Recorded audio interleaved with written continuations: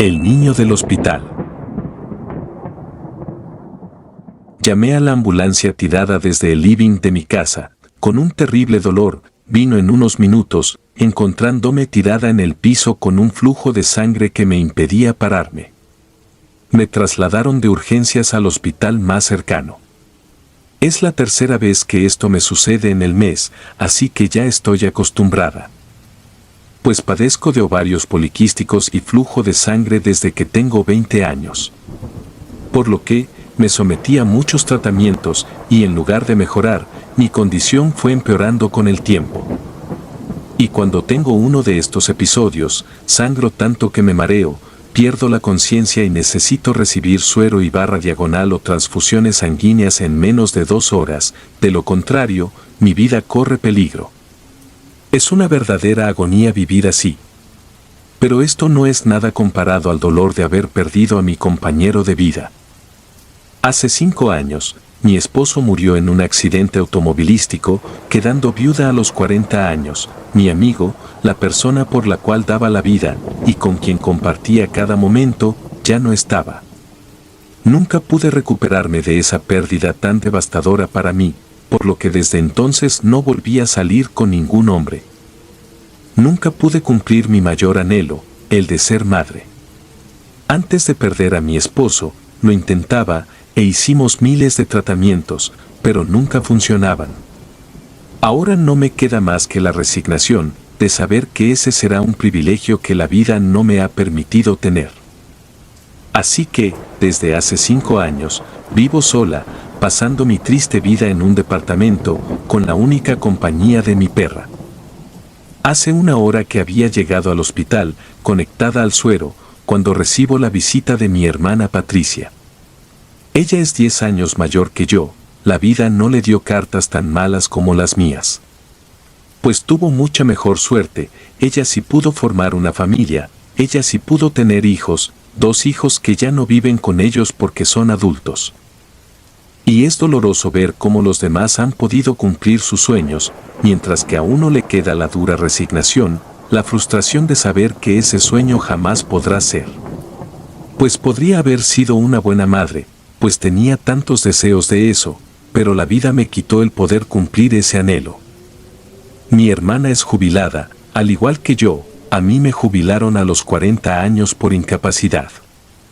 Y siempre está pendiente de mí, desde que soy viuda. Ella habló con los médicos, quienes le dijeron que yo estaría bien y que solo haría falta que me quede unos días más para recibir suero y hacerme algunos análisis. Y aunque le insistí que se regrese a su casa, quiso quedarse a dormir en el hospital. Pero, esa noche, unas risas infantiles me despiertan. Creí que estaba soñando, pero al abrir bien los ojos, me doy cuenta de que no es así. Patricia está a mi lado, durmiendo, pero las risas persisten, así que decido salir a investigar. En puntitas de pie, me levanto para recorrer los pasillos del hospital. Las luces están apagadas, los demás internos duermen, y sigo escuchando esas risitas que pasan de ser risas a conversaciones y gritos. Vienen del fondo del pasillo, al lado de la habitación en donde se guardan las escobas y demás elementos de limpieza. Una parte del hospital alejada, a la que nadie va. No sé qué habrá allá, a medida que voy avanzando las voces se escuchan más audibles. Hasta que una enfermera me encuentra caminando en penumbras, en los pasillos. Así que, trato de preguntarle si acaso ella no escucha las mismas risas de niño que oigo yo, que vienen desde el fondo del pasillo. Pero ella me mira con horror, diciéndome que no escucha nada y que no puedo andar por aquí. Por lo que, me pide que regrese a mi habitación y me acompaña hasta allá. Cuando llego, veo a Patricia hablando con otra enfermera, ambas preocupadas por no encontrarme en la cama. La enfermera que venía conmigo les explicó que me encontró paseando en los pasillos. Ellas me preguntaron por qué lo había hecho, pero yo no les di ninguna explicación. Aún seguían escuchándose las voces. Así que, esperé a que se fueran para poder hablar con mi hermana. Patricia, ¿no escuchas las voces de niños?, le dije a mi hermana en susurro. Yo me levanté para investigar quiénes eran los niños que estaban haciendo tanto ruido. Todavía puedo oírlos, ¿tú no? Ella me observó con extrañeza y dijo, yo no escucho nada. Me di vuelta en la cama. No podía dormir, pues constantemente escuchaba a esos niños riendo, hablando, cantando. Me daba vueltas de un lado para el otro, y cuando faltaba 1 o 2 horas para la salida del sol, alguien abre la puerta. Me levanté y caminé en puntitas de pie para que Patricia no se despertara, y al asomarme por la puerta, veo la espalda blanca de una persona pequeña caminando en la penumbra, hasta llegar a una esquina, donde desaparece. Me hubiera gustado perseguirlo, pero Patricia se despertaría si me voy otra vez, o alguna enfermera, o policía del hospital, me podría encontrar otra vez. Esa mañana, vinieron los médicos, quienes me dijeron que deberé quedarme 2 noches más para que me hagan una transfusión sanguínea, debido a la sangre que perdí, había entrado en una anemia. Por lo que, despedí a mi hermana y me quedé sola en la habitación. Era la primera vez que deseaba estar en el hospital. Pues quería averiguar de dónde venían esas voces y quién era el niño que abrió la puerta de la habitación ayer en la noche. Pasé la segunda noche deseando que las voces de esos niños volviesen a escucharse. Para conocer ese misterio, saber qué es lo que está ocultando este hospital. Pasaron algunas horas y las voces no volvían a escucharse, por lo que me sentí desilusionada y el cansancio me venció. Pero poco tiempo después, las mismas risas me despertaron. Ahora estaban cantando una canción. Eran las 3 de la madrugada, me levanté y caminé por el sombrío pasillo. Esta vez llegaría al final de este misterio. Pues tenía que saber lo que la puerta al final del pasillo escondía. Miraba en todas direcciones, cuidándome de no encontrarme con quien me impidiera continuar con mi camino. Y cuando llevaba una media hora de caminata, un policía del hospital del turno noche me vio y me llamó con la mano. Pero esta vez no dejaría que me lleven a la habitación, por lo que corría toda la velocidad que pude para alejarme de él. El problema es que todavía sufría la anemia, no podía correr y esto me estaba mareando. La vista se me nublaba, el estómago me empezó a doler, y los músculos, pues aún estaba débil. Creí que me desmayaría antes de poder abrir esa puerta de donde venía la música infantil. Pero no, logré abrir la puerta y cuando lo hice, me llevé una gran decepción. Las voces desaparecieron. En esa habitación, en lugar de haber criaturas, no había nada. Era una habitación pelada con paredes y pisos descuidados. Nada, ni siquiera escobas, ni sillas, ni mesa. Me arrodillé sintiéndome angustiada, quería llorar. ¿Pero llorar por qué? Creo que me había ilusionado. Pues la desesperación que siento por encontrar niños me hizo pensar que capaz podría salvar alguno. Por eso esto me devastó, tocó fibras delicadas y sensibles de mi ser. Pero de pronto alguien me tocó el hombro otra vez, se trataba de una mano femenina. Me di vuelta y vi la cara de una de las enfermeras, con el policía, él la había traído. ¿Cómo pueden decirme que no escuchan las voces de los niños que venían de esta habitación? Les grité muy histérica y llorando. Yo no estoy loca, yo los escucho, pero no sé por qué cuando abrí la puerta no encontré nada. La enfermera se sentó a mi lado, diciéndome casi en un susurro. Tiene razón, señora. A veces se escuchan voces saliendo de este sitio, gritos desgarradores o llantos. A veces lo he escuchado y algunos pacientes también nos lo dijeron. Esas no eran la clase de voces que yo había oído. Pues se trataban de risas, canciones, conversaciones. Cosas más alegres e infantiles, pero no se lo mencioné, pues quería que la enfermera me dé una explicación a esto, es lo que necesitaba. Este hospital fue fundado hace 50 años. Era el proyecto de un grupo de carmelitas que tenían la visión de ayudar a la población a curar sus enfermedades, con buenos profesionales de la salud, decía la enfermera con voz tranquila. Pero, Un día hubo un robo en la cuadra y un grupo de delincuentes entró al hospital que todavía estaba en construcción, pero que tenía a las monjas viviendo aquí. La policía no llegó a tiempo. Los delincuentes golpearon brutalmente a las mujeres, las violaron y se fueron llevándose todos los objetos de valor que encontraron. Pasaron los meses y varias de las mujeres que estaban en edad fértil quedaron embarazadas. Ellas, en lugar de dar aviso a las autoridades, se encerraron en ese lugar y con cuchillos y tijeras se hicieron un aborto casero. Eran 10 mujeres, 7 de ellas murieron en ese intento, las otras 3 quedaron gravemente heridas, muriendo también pocos días después. Me quedé helada, al principio sentí bronca y resentimiento. Pero luego pude entender las razones de esas mujeres para hacer lo que hicieron. Las enfermeras y el policía me insistieron en que me levante y regrese a la habitación, por lo que a mí no me quedó más opción que hacerlo. Llegué a la habitación, me acosté en la cama y me puse a llorar. Pues lloraba de la impotencia, de la bronca que algo así hubiera pasado. Hubiera dado todo por poder estar en ese momento. Si yo hubiera conocido eso, a lo mejor una de esas monjas me concedería el dejar vivir, al menos a uno de esos niños, para que, en vez de matarlo, me lo regalara a mí. Eso me hubiera hecho tan feliz.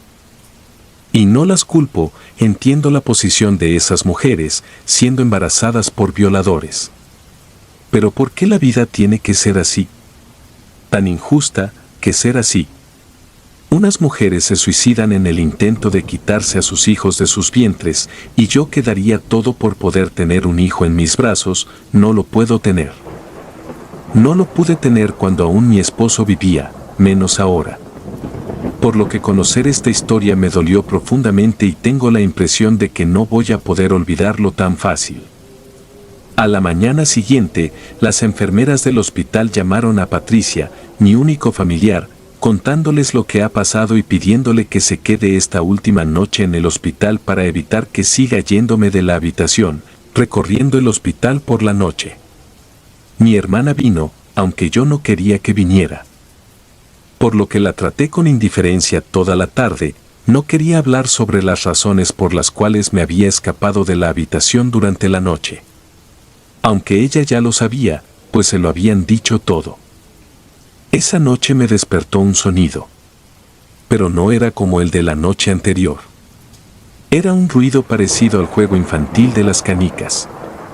Quería levantarme, pero sabiendo que mi hermana, quien estaba a mi lado, estaría atenta y me iría a buscar, si no es alguna de las enfermeras del turno de la noche. Yo estaba decidida a ofrecer resistencia, cualquier persona que quiera detenerme. Pienso que algunos de esos espectros me están buscando porque necesitan mi ayuda. Se escuchaban pasos, como si alguien corriera. Y cuando abren la puerta, veo algo que hace latir mi corazón, una figura pequeña, como un niño de entre 3 y 4 años, piel pálida y ojeras violáceas como si en ese cuerpo no hubiera sangre, ojos marrones apagados. Vestía un camisón, no se le veían los pies porque el pequeño flotaba unos centímetros por sobre el suelo. Y su presencia emanaba una vibra extraña. Él extendió su mano, en la que tenía unas canicas y me dijo, ¿quieres jugar conmigo a las canicas? Sí, le dije, muy ilusionada y levantándome de la cama me fui con el pequeño espectro. Caminé detrás de él sintiéndome emocionada y feliz de tener su compañía. Él se detuvo en una esquina diciendo, aquí. Me fue pasando las canicas una a una y yo se la iba pasando, pero en ningún momento el niño me miró, su cara se veía triste. Su imagen me generaba una gran ternura, y yo quería averiguar qué le sucedía. ¿Cómo te llamas?, le pregunté, pero él no me respondió. Ni siquiera me miró.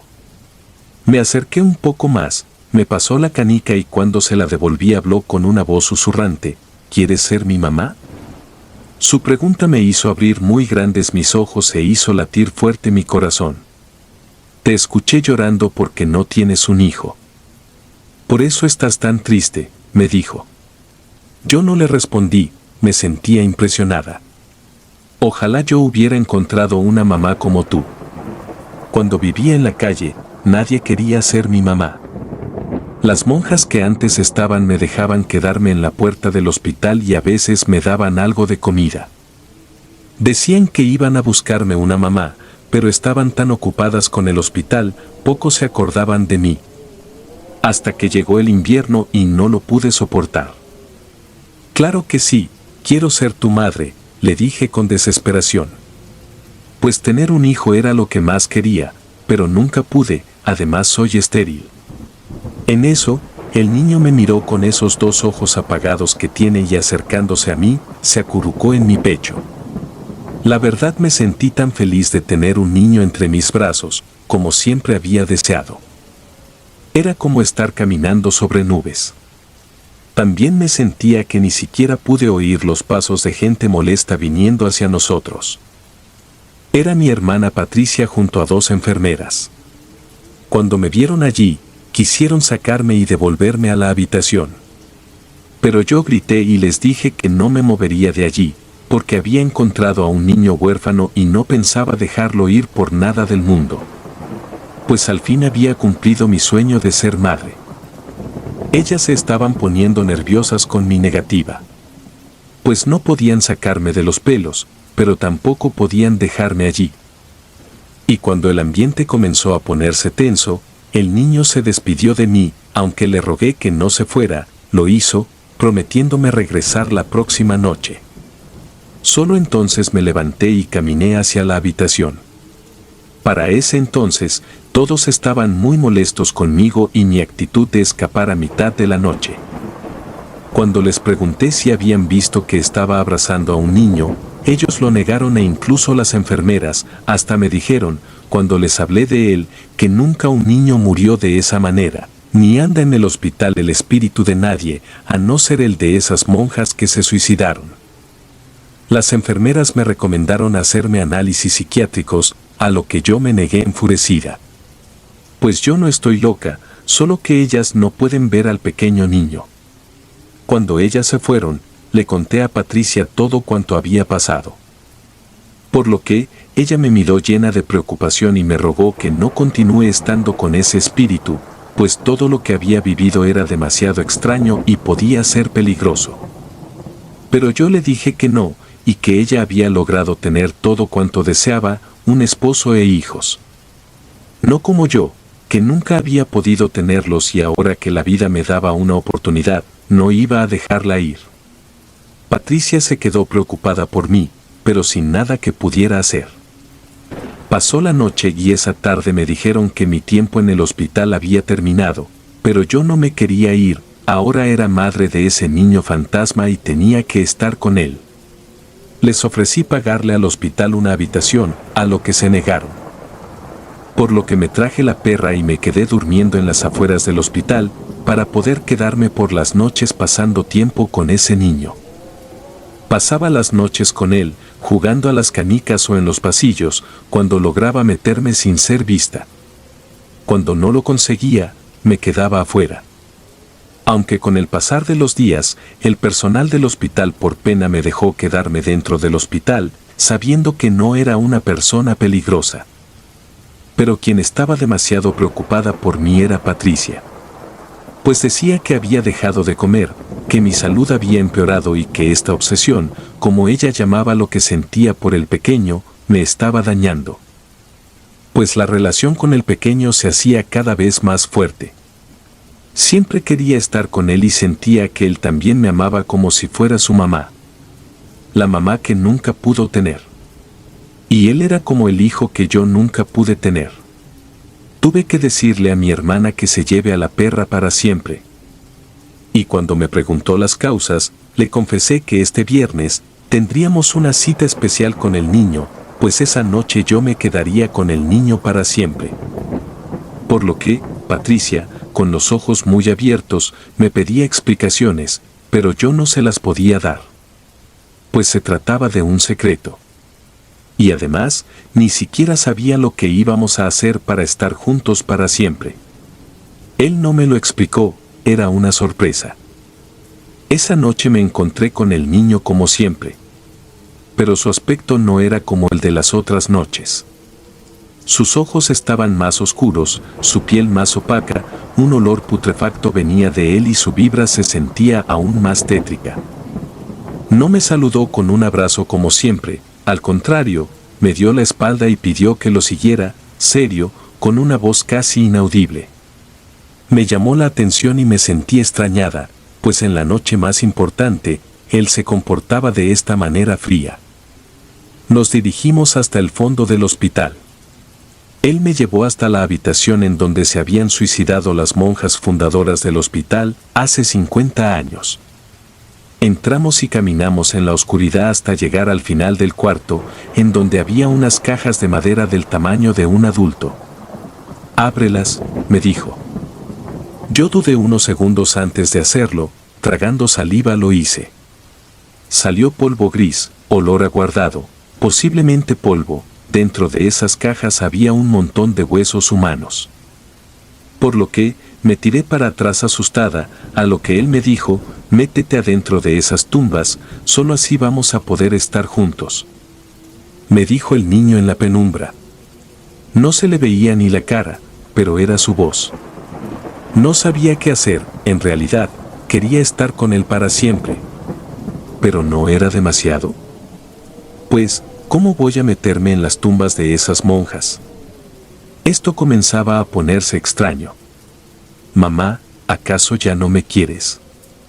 Me reclamó, ante mi duda, a lo que yo le dije que sí y me hice de coraje para hacer como él quería. Y cuando sentí que alguien golpea con fuerza la puerta del cuarto, era mi hermana que grita desesperada, no, no lo hagas, él no es quien dice ser. Un cura lo vio y me lo dijo. El demonio se viste de ángel de luz. Él no es el fantasma de un niño huérfano, es un demonio que se llama Lamastu. Y es el quien provocó a las monjas fundadoras de este hospital introducirse tijeras en sus partes para provocarse la muerte en este lugar. Así que empecé a tener miedo y dudar de lo que este niño quería.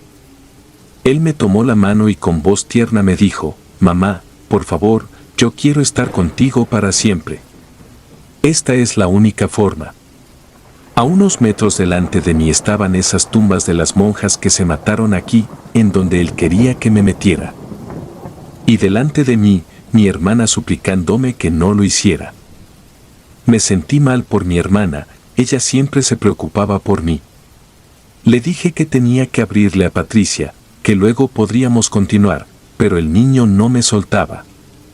Me apretó tan fuerte, que me dolía. «Me estás lastimando, pequeño», le dije. De pronto su cara empezó a cambiar, su expresión de odio comenzó a transformarse en una cara maligna. Que no era la de un niño, sino que mostraba a la de un ser horrendo. Una figura negra, pequeña como un niño de 4 años, pero con cuernos, patas peludas, terminadas en 2 pezuñas, como de carnero. «No te voy a dejar ir», dijo con una voz robótica y grave. Por lo que, grité con todas mis fuerzas, pude librarme y le abrí a Patricia. Nos abrazamos y corrimos en el hospital hacia la salida, mientras que detrás de nosotras nos perseguía un ser espantoso. Cuando llegamos a la salida, cruzamos la calle, casi nos atropella un camión. El demonio había mostrado su verdadera cara y se quedó del otro lado de la calle, mirándonos con esos ojos redondos y amarillos. Y luego de unos segundos, desapareció en el aire. Al llegar a la casa, le agradecí a Patricia por haberme salvado. Pues reconozco que no supe apreciar las cosas buenas que tengo en la vida, por mirar aquello que me falta, como mi hermana. Pues de no haber sido por su ayuda, hoy hubiera estado muerta. Historia de un viejo hospital. Yo era enfermera y trabajaba en la sala de demencia de un hospital hace muchos años, fue mi primer trabajo. Era en el antiguo hospital que, durante el conflicto fronterizo a mediados de la década de los 30, inauguró el gobierno. En esa época, llegaban los soldados heridos, algunos demasiado graves como para salvarles la vida. Investigué antes de entrar a trabajar allí, por lo que fui a la biblioteca y pude leer en varios volúmenes cómo se narraba la atrocidad de aquel conflicto. Miles de soldados jóvenes murieron en este lugar, algunos, por consecuencia directa de las heridas que sufrieron por parte del ejército del país vecino. Por ese entonces, dicen los libros de historia, el gobierno de la dictadura que asolaba a esa nación compró el saldo de las armas al ejército alemán, grandes cañones provistos de una especie de mecanismo que escupía balas del mismo modo que un gran dragón, cortando, penetrando y haciendo que la sangre saliera a chorros por las heridas. Los soldados que tenían la suerte de no morir en el campo de batalla lo hacían, la mayor parte de las veces, en la sala de cirugía, cuando eran amputados sus miembros inutilizados por la gravedad de las heridas. Unos años después de este conflicto, empezaron a escucharse historias por parte de los médicos y enfermeras, quienes referían ver u oír a personas, soldados que deambulaban, iban y venían, como si aún este lugar fuera un sitio donde llegaran heridos del frente de batalla. Yo, particularmente, nunca he sido creyente de ese tipo de cosas. Pues fui educada en una familia católica, en colegios de religiosas. Por lo que cualquier creencia en ese tipo de cosas era tenida como superstición. Gran parte de mi vida adulta, dedicada al estudio de mi profesión como enfermera, he oído noticias y cuentos en diferentes hospitales que hablan de apariciones. Pero me mantengo firme en mi escepticismo. Mi única batalla diaria no es contra espectros ni fantasmas, sino contra el dolor y la muerte. Me atrevo a publicar esta historia, no por impulso propio, sino por sugerencia de una compañera que me convenció en hacerlo. En nombre de todas ellas, al menos, fue lo que me dijo que hiciera una de ellas, que me dijo que quería permanecer en el anonimato. Es posible que de conocerse la identidad de quien aquí refiere la historia que leerán a continuación, ya no pueda volver a ejercer, pues nada más inconveniente para una institución de salud pública que contar con miembros, sobre todo el cuerpo médico y de enfermeras, con un trastorno mental de complejidad. ¿Cómo puede ser manifestar ser testigo de sucesos de tipo paranormal? Cuando entré a trabajar allí, se hablaba mucho en los pasillos de la historia de Roberto. Era un doctor que prestó sus servicios poco antes de morir de un infarto cardíaco en los años 40. Llevaba un traje de 3 piezas con una leontina de oro en la que, dicen los testigos, solía mirar la hora cada tanto para ordenar las medicinas a los pacientes de la ronda durante el turno. Como venía diciendo, hubo algunas extrañas experiencias en una de las salas de cirugía, pero la que recuerdo más vívidamente tenía que ver con un paciente de Alzheimer. Pues recuerdo perfectamente que era una noche de luna llena. El paciente, que refiero esa noche, había sufrido inesperadamente convulsiones. Estaba gimiendo y retorciéndose con horribles sonidos guturales.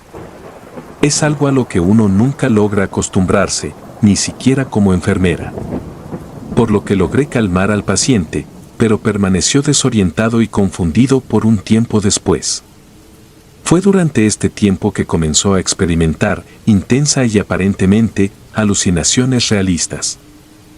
Jadeaba de repente y extendió la mano con entusiasmo, como si intentara atrapar algo que le estuvieran entregando en su mano. Musitó algo acerca de su marido que estaba justo ahí, parado al lado de una de las enfermeras. Sabíamos por sus registros que el marido de la paciente había estado muerto durante un par de años y se suponía que ella simplemente lo estaba imaginando. Cuando le aseguramos que no había nadie más en la habitación excepto nosotros, dijo rotundamente, mi marido está ahí, parado justo a su lado. Puedo ver su sombrero, su elegante chaleco y su leontina dorada que le regaló su padre cuando nos casamos. Por lo que la mujer siguió en su soliloquio delirante, hablando al aire de la habitación, diciendo que su esposo estaba ahí, de pie al lado de la enfermera. Ella empezó a hablarle preguntándole cómo estaba el clima y cómo seguían sus negocios de cultivos de papas. Entre nosotras nos reímos, debo confesar con cierta vergüenza ahora, que aprovecho el anonimato. La anciana empezó a intentar levantarse de la cama, pero nosotras intervenimos. Le rogábamos que se quedara quieta, que no intentara bajarse, pues podía resbalar y lastimarse. Las enfermeras que estaban en la habitación conmigo estaban un poco desconcertadas por el comportamiento de la anciana, ya que nunca había exhibido algo como esto antes. Podría haberlo imaginado, pero por un momento pensé que era un episodio trágico de su lamentable condición mental. Entonces, una de mis compañeras vio que la cama se hundía ligeramente a su lado, como si alguien se hubiera sentado. Yo dije que eso era por causa del cansancio. Así que probablemente fueron sus ojos agotados, que creyeron ver cosas. Al final, dejamos a la anciana. Ella parecía más feliz que nunca. Dijo que la visita de su esposo le alegraba los días, que nunca antes había estado en la sala, y no tenía mucho sentido de todos modos discutir con un paciente con demencia, pues carecía de sentido. No tenía nada de malo dejarla creer en la alucinación, así que la dejamos con su visitante y salimos de la habitación. Hablé con ella varias veces esa noche, e incluso unas pocas horas después de sus convulsiones, y todavía se comportaba de ese modo extraño, diciendo que había alguien en la habitación con ella. Ella estaba hablando en voz baja a la habitación vacía, dejando espacios en el medio por una respuesta inaudita a sus preguntas. No dije nada más al respecto. Más tarde esa noche, mientras estaba haciendo mis últimas rondas, entré a su habitación y ella me miró fijamente, pero con una expresión triste. La habitación parecía notablemente más vacía. No podría decir por qué razón. Se fue, dijo con tristeza la anciana, cuando le pregunté qué le molestaba. Supongo que estaba cansado. Espero que regrese, le dije simplemente, asentí y le sonreí. Estoy seguro de que lo hará, dije. Le dije suavemente. Ahora es muy tarde, así que ¿por qué no se acuesta a dormir? Necesita algo de descanso. Una vez que se calmó, me aseguré de que estuviera cómoda y tenía todo lo que necesitaba, y luego salí. Estaba a punto de regresar a la estación de enfermería cuando se activó la luz de llamada de la habitación. Me apresuré a cruzar el pasillo a la habitación de la paciente. Y lo primero que noté cuando entré fue que había un ligero frío en el aire. Pensé que tal vez una ventana se había quedado abierta, pero todas estaban cerradas. Al volverme para ver a la paciente, ella estaba mirando a la pared. Pude ver que sus hombros temblaban levemente. Por lo que le pregunté qué le pasaba, si tal vez necesitaba atención médica o ayuda, pero ella negó con la cabeza. Este hombre no sale de mi habitación, ella dijo jadeante. Le dije que se fuera, pero no lo hará. Él dice que se quiere quedar ahí de pie. En ese momento, otra enfermera se unió a mí en la habitación. Ambos nos miramos, la una a la otra, luego a la pared vacía donde la paciente estaba mirando. No había nadie allí. ¿Qué hombre? Le pregunté. Ella aflojó su mano y señaló hacia la pared al lado de su cama, a él. Mira, él está parado ahí mismo. Por lo que resistí la tentación de mirar de nuevo. No había nadie allí. ¿Puedes preguntarle quién es?, preguntó una compañera. El paciente repitió la pregunta, mirando a la pared con el ceño fruncido. Luego se volvió hacia nosotros. Dijo que se llama Roberto.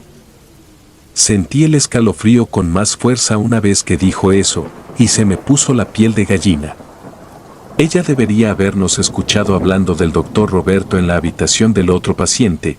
Esa es la única explicación que puedo darle para que ella conozca su nombre.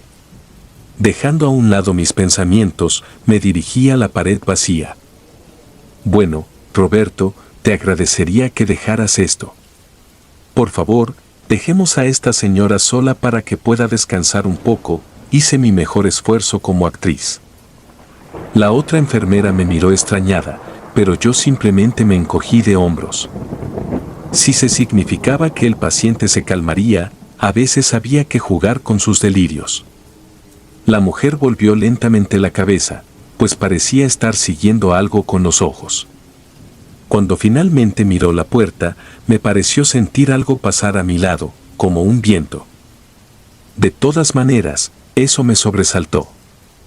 Sentí que algo me empujaba ligeramente hacia atrás, como si alguien lo hiciera. Ella me dijo que se había ido y la dejamos para que durmiera un poco. Sin embargo, esta no fue la última vez que vimos a Roberto. Una tarde estaba haciendo mi ronda y revisando los gráficos del paciente para asegurarse de que no haya cambios en sus signos vitales. Todo parecía tranquilo. Acababa de terminar y estaba caminando de regreso por el pasillo hacia la estación de enfermería cuando algo me hizo detenerme, un breve escalofrío me recorrió la espalda. Volví algunos pasos y me asomé por la puerta abierta de la paciente, de Alzheimer. Otra vez estaba parada en medio de la habitación, con los brazos sostenidos como si estuviera alrededor de los hombros de alguien, balanceándose suavemente sobre sus pies. Me tomó un momento darme cuenta de que ella estaba bailando.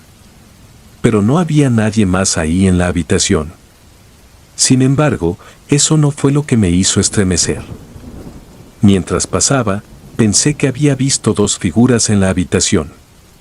Podría jurar que vi a un hombre que nunca había visto antes, sosteniendo a la paciente, parecía estar sonriéndome mientras pasaba.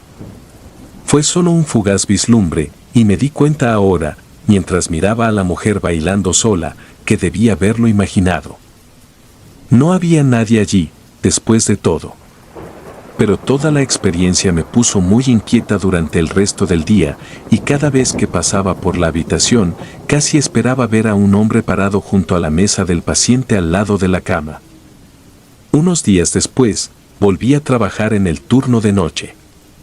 Estaba de nuevo en la habitación de la paciente de Alzheimer, comprobando sus signos vitales.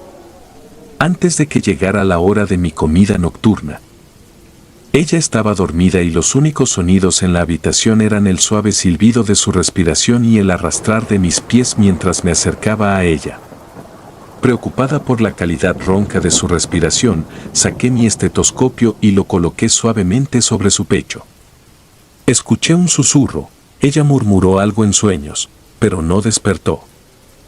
Su corazón parecía estar bien y no había ningún bloqueo en su pecho. Por lo que me quité el estetoscopio y estaba a punto de enderezarme cuando una bocanada de aire se movió a través de mi nuca, revolviendo mi cabello, fue bastante fuerte. Una suerte de brisa concentrada contra mi nuca, como si alguien hubiera respirado sobre mí o había hecho flotar un ventilador en el aire. Giré alrededor, pero no había nada allí. De repente me sentí incómoda. Parecía haber un cambio en la atmósfera de la habitación, sentí el aire pesado, casi sofocante contra mi pecho. Respiré hondo y me encogí de hombros, asumiendo que solo estaba muy cansada. Me volví hacia la paciente, le tomé el pulso y registré en su expediente, asegurándome de que todo estuviera como debía ser. Nada parecía fuera de lugar. Ya casi había terminado cuando, justo detrás de mí, alguien sopló contra mi cuello y un débil susurro pasó rozando mi oído. Era la voz de un hombre, baja y callada, diciendo, «Enfermera». Casi dudaba en darme la vuelta, mi corazón me latía rápidamente en el pecho, pero cuando lo hice, no había nada. No había nadie más aquí conmigo. Todavía no pude quitarme la inquietud que se había arraigado en mi estómago y salí apresuradamente de la habitación tan pronto como pude. No podía estar seguro de que había experimentado exactamente mientras estaba ahí con la paciente. Así que, durante la comida, me senté a hablar con una compañera, una chica que estaba recién graduada. Me preguntó por qué estaba tan lívida. «Parece que hubieras visto un fantasma», bromeó. No sabía si debía hacerlo, pero decidí contarle la anécdota. La chica me escuchó atentamente. Luego, su sonrisa inicial se fue convirtiendo en un gesto serio, casi adusto. Sacudió la cabeza, como si quisiera quitarse una imagen que se arraigara en su mente. «Es extraño», comentó. «Pero la otra vez, cuando yo tenía apenas 2 o 3 días de haber llegado al hospital, pude ver ese hombre que dices. Tiene un sombrero, como los que usaban antes, que uno ve en las películas antiguas. Era muy elegante. Quizá, pensé, que sería un paciente mental, que se había vestido así. Por aquella época no teníamos la tecnología de ahora. Sí estaban las cámaras de video, así que tuve la idea de hablar con mi jefe. Le pedí poder ver los registros y ella se mostró muy extrañada. Preguntó para qué querría ver las grabaciones de video. Le dije que simplemente quería verificar los comportamientos de la paciente del Alzheimer. Aunque pensé que diría que no, aceptó. El jefe de seguridad me dijo que tendríamos que ir al otro lado del aula principal. Pues allí estaban las oficinas de control de video. ¿Usted es nerviosa?, me preguntó.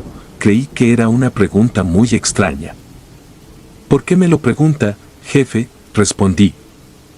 El pasillo que lleva al cuarto de control de cámaras de seguridad es muy oscuro. Justo al frente de la oficina estaba la antigua morgue. Ahora se guardan los archivos de video que se van acumulando, así como la papelería de meses anteriores. No se extrañe si escucha pasos o susurros, pues nosotros ya nos hemos ido acostumbrando a eso. Es cuestión de no prestarle atención a eso, hacer de cuenta que no hay nada, comentó el jefe de seguridad. Y caminamos por el largo pasillo. En el centro estaba iluminado por una tenue bombilla, que, por su aspecto y color, parecía ser de los años 70. Al final del pasillo, había una ventana que daba a la bodega del hospital. La luz de la bombilla daba la impresión, al reflejarse en el cristal, de flotar en el aire.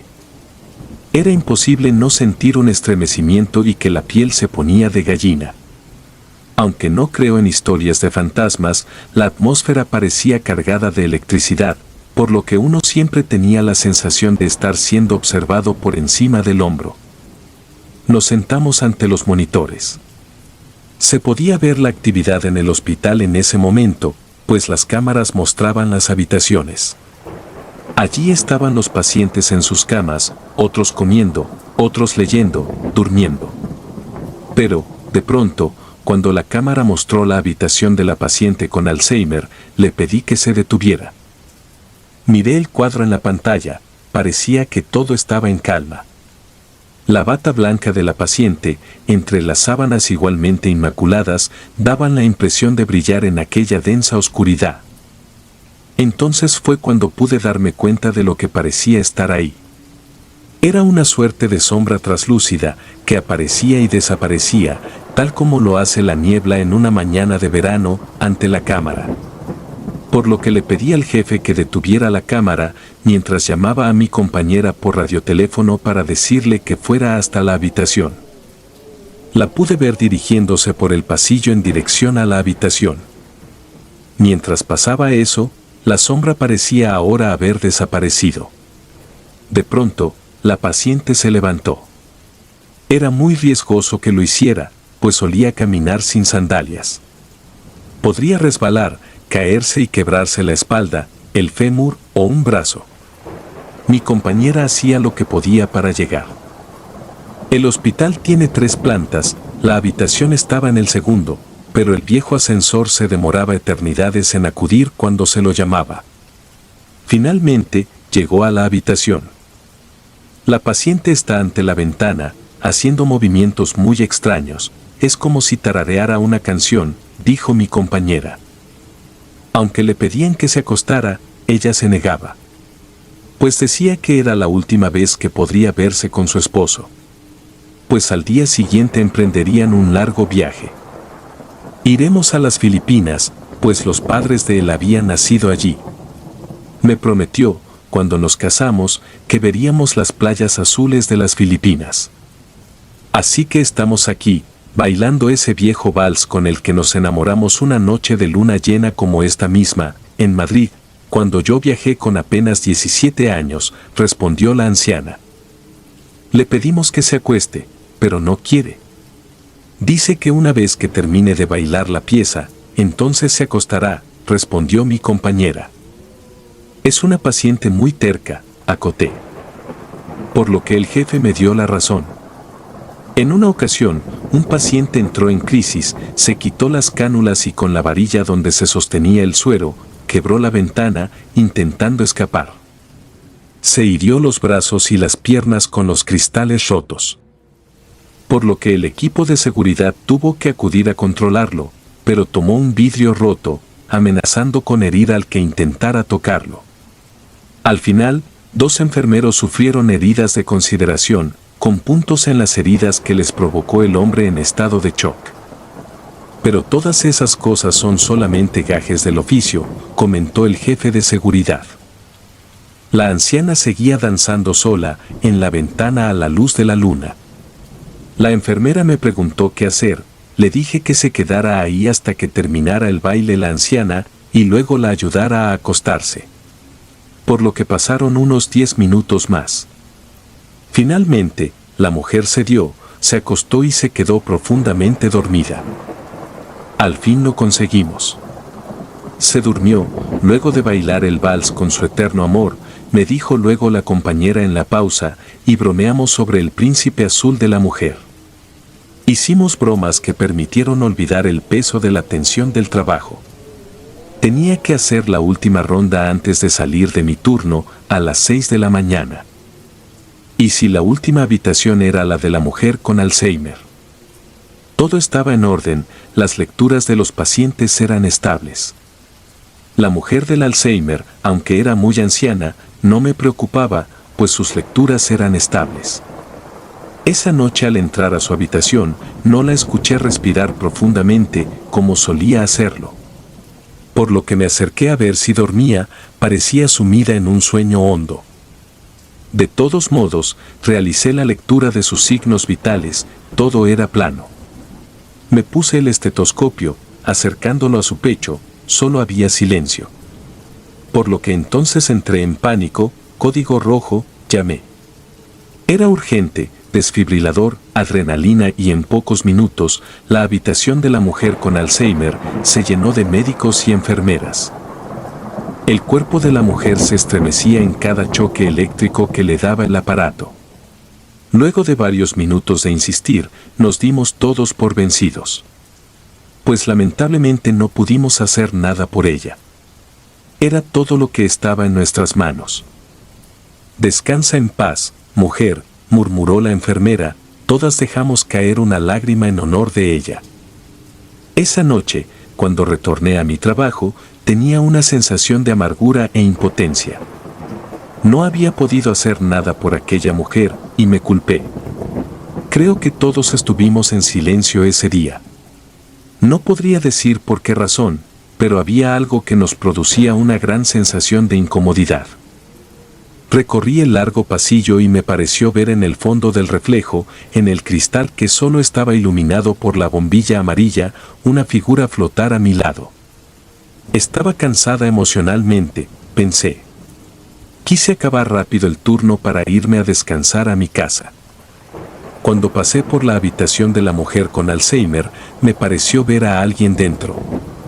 Sacudí mi cabeza, exhausta, por tanto trabajo. Sin embargo, pude escuchar las pisadas de personas moviéndose. Por lo que entré a la habitación y lo que vi me produjo una sensación que ahora, luego de tantos años, no puedo describir con exactitud.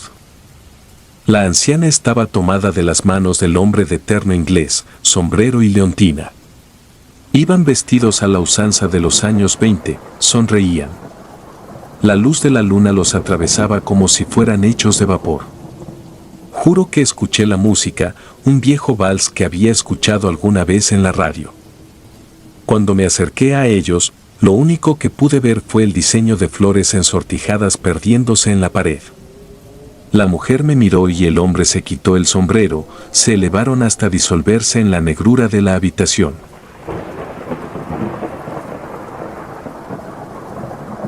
Si te gustaron los relatos, me gustaría que me apoyaran con un like o un comentario, ya que eso nos ayudaría bastante. Y si no estás suscrito o suscrita, te invito a que lo hagas para que no te pierdas lo mejor de relatos de terror. Sin más, gracias por escucharnos. Relatos escritos y adaptados por Alexa Waos y Andrés Castaño.